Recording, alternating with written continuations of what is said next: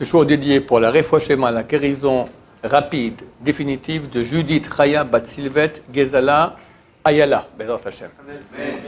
Ok, dans le cadre de notre rubrique Les Joyeux de la Paracha, commentaire sur donc ce Shabbat, il y a deux parachiotes, Haremot, Kedoshim.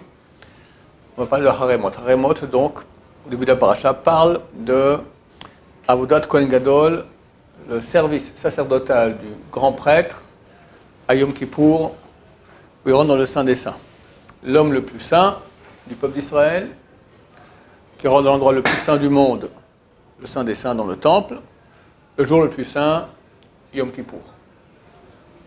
La vérité, Shabbat, c'est plus saint que Yom Kippour, mais en tant que jour unique de l'année, c'est le plus saint.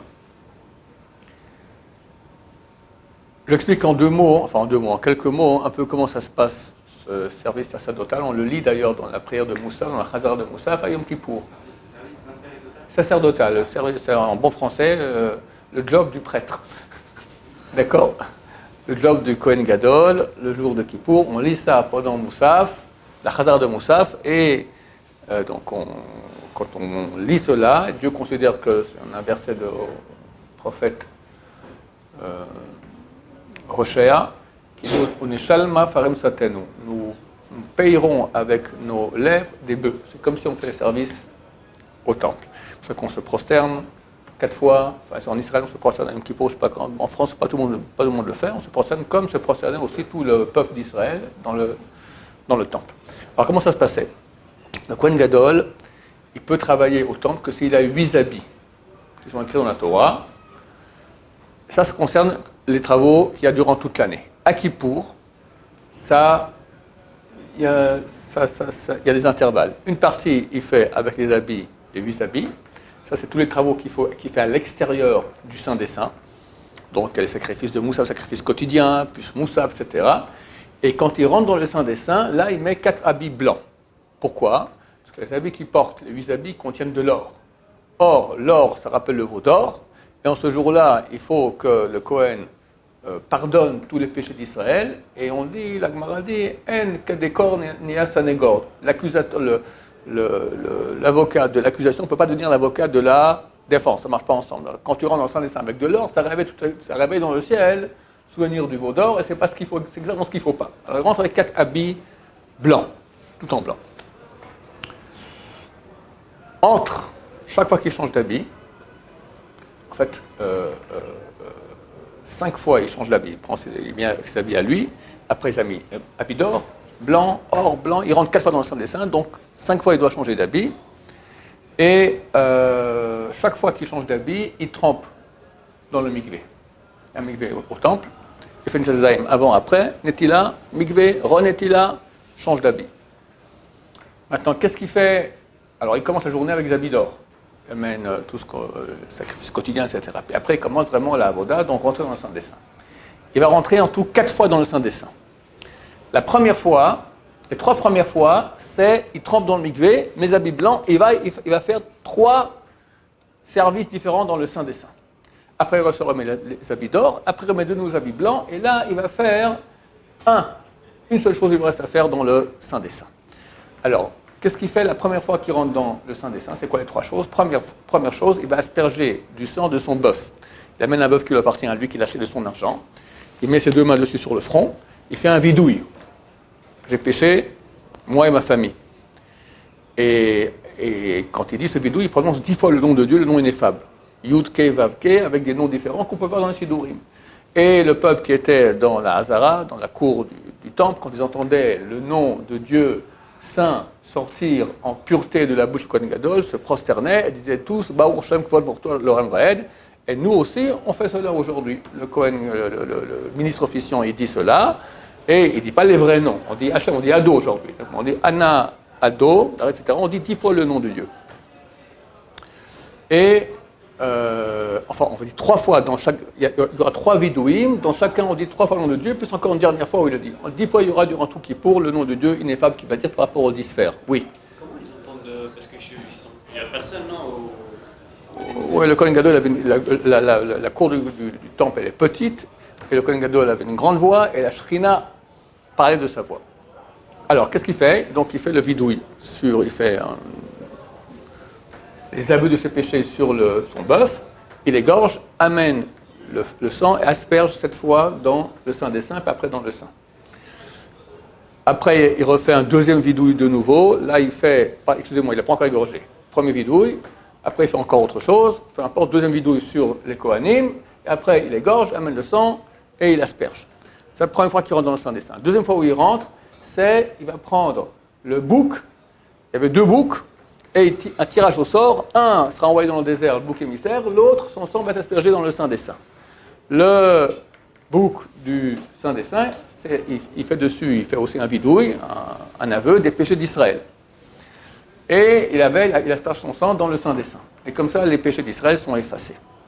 Ensuite, troisième chose qu'il fait, il amène la Ktoret. Ktoret, c'est donc l'encens. Alors, comment il fait? Il prend une louche qui contient, d'abord, on l'amène une boîte où est tout le Ktoret, il prend comme ça exactement ce qui remplit ses paumes. Si c'est un grand Kohen Gadol, Cassius Clay, d'accord, je sais pas, ou je sais quand les grands boxeurs de mon temps, c'était Cassius Clay, d'accord, énorme. Si c'est un tout petit nain, alors un tout petit peu, d'accord, d'après ses propres mains à lui. Il met dans une louche et une pelle pleine de charbon ardent, sorti du misbéach de l'autel, et il rentre comme ça dans le Saint des Saints. Il pose la pelle avec le charbon ardent en face du tabernacle, entre les deux bâtons du tabernacle, et il doit maintenant verser mettre, on va voir comment il fait ça, il met l'encens dans ses propres mains, il ne faut pas qu'il perde 1 millimètre, exactement ce qu'il a mis dans la louche, il faut que ça revienne dans sa main, et il met ça sur les charbons ardents et ça fait de l'encens.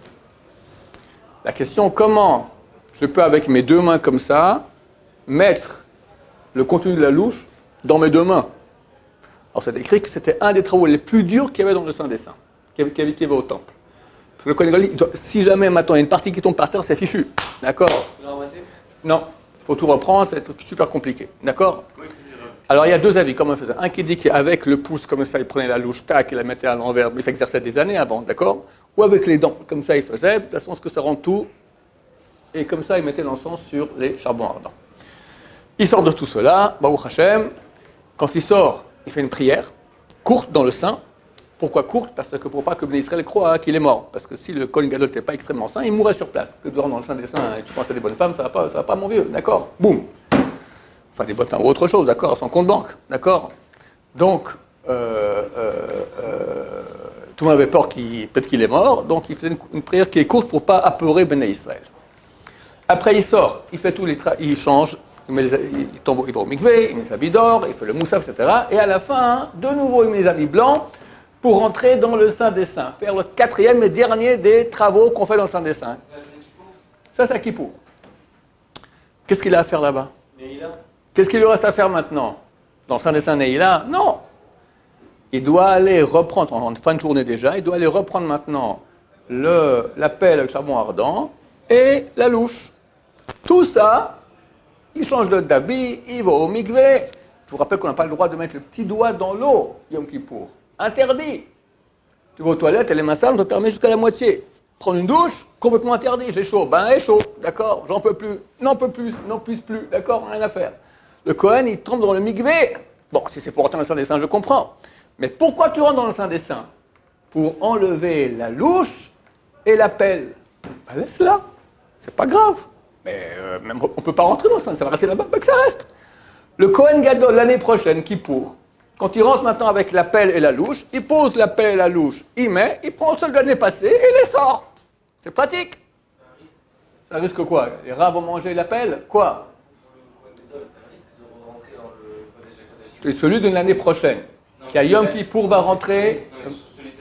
En plus, c'est un risque, d'accord? En plus, c'est un risque. Tu me dis très bien. Alors pourquoi aller maintenant? Si lui maintenant doit faire une suprême spéciale, amener un suprême sacrifice, j'entends. Non, il va retirer les choses. Bizarre. Manque de respect envers le Saint des Saints. Quel manque de respect? Parce que c'est des choses, en fait, des ustensiles vides qui ont déjà été servis. Oh, excellent, bravo, très bien. Ça, c'est le Rav Yecheskel Avramsky qui dit comme ça. Il dit laisser un ustensile vide dans le Saint des Saints, non mais ça va pas. Vide, ça n'existe pas. Il y a ou plein, ou non, ou dans la toum'a, dans l'impureté, souillé.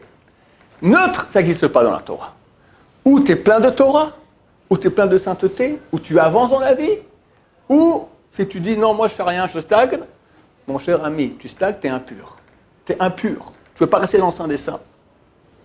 Et là, si on dit ça pour une louche et pour une pelle vide, qu'est-ce qu'on va dire sur nous? Que nous, on est nous les ustensiles d'Hachem. Am Israël, on est des ustensiles. Les corps, c'est un ustensile. Dedans, il y a une neshama qui est divine, de Dieu. Et Dieu nous envoie sur terre pour un job extraordinaire, parce qu'on devient associé avec Dieu, on devient des dieux nous-mêmes, d'accord? Extraordinaire. Quelqu'un dit, ouais, bon, moi ça va. Pépère.